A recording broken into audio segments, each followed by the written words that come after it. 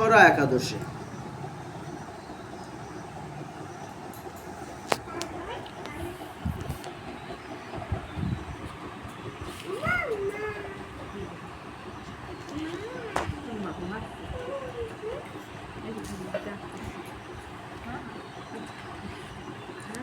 আজকে হচ্ছে অপ্সরা একাদশী। মহারাজ যুধিষ্ঠির শ্রীকৃষ্ণকে বললেন,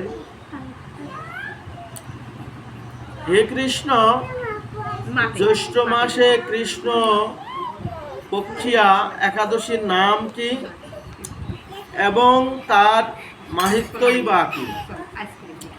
আমি শুনতে ইচ্ছা করি, আপনি অনুগ্রহ করে তাহা বর্ণনা করুন। শ্রীকৃষ্ণ বললেন, হে মহারাজ, মানুষের মঙ্গলের জন্য আপনি খুব ভালো প্রশ্ন করেছেন। বহু পুণ্য প্রদানকারী, মহাপাপ বিনাশকারিণী ও পুত্র দানকারিণী এই একাদশীর অপ্সরা নামে খ্যাত। এই ব্রত পালনকারী ব্যক্তি জগতে প্রসিদ্ধি লাভ করে।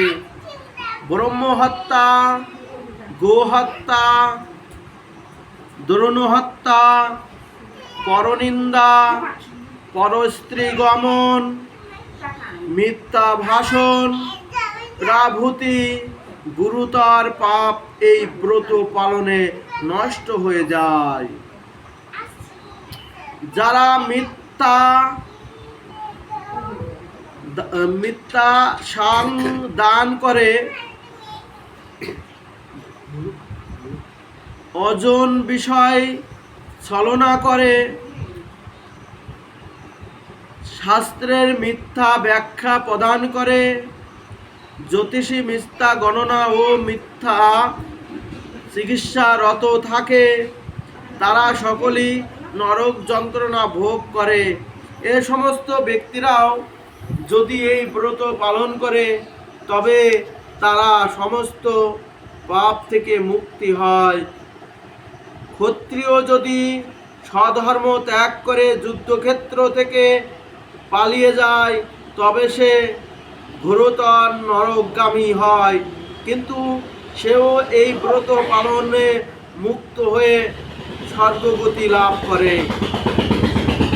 মকর রাশিতে সূর্য অবস্থানকালে মাঘ মাসে প্রয়োগ স্নানের যে ফল লাভ হয়, শিবরাত্রে কাশীধামে উপবাস করিলে যে পুণ্য হয়, গয়াধামে বিষ্ণু পূজা, পদ্মে পিণ্ডদানে যে ফল লাভ হয়, সিংহ রাশিতে বৃহস্পতি অবস্থানে গৌতমী নদীতে স্নানে, কুম্ভ কেদারনাথ দর্শনে, বরশী আশ্রম যাত্রা,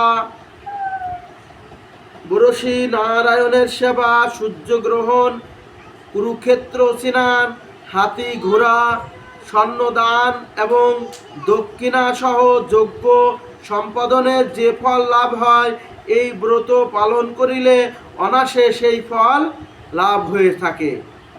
এই অপ্সরা ব্রত পাপরূপ বৃক্ষের কঠোর স্বরূপ, পাপরূপ কঠোর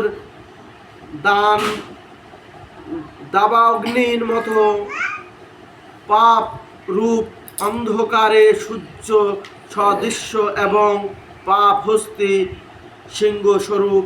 এই ব্রত পালন না করে সেই ব্যক্তি জীবন ধারণ করে জল কুবুহুদের মতো, তাহাদের জন্ম মৃত্যু কেবল সার হয়। তারা একাদশীতে উপবাস করে, বিষ্ণু পূজা করলে সর্বপাপ মুক্তি হয়ে বিষ্ণু লোকে গতি হয়। এই ব্রত কথা পাঠ ও শ্রবণ করিলে সহস্র গোদানের ফল লাভ হয়। ব্রহ্মাণ্ড পুরাণে এই ব্রতর মাহাত্ম্য বর্ণনা করা হয়েছে। জয় রাধে, জয় গৌর হরি বল।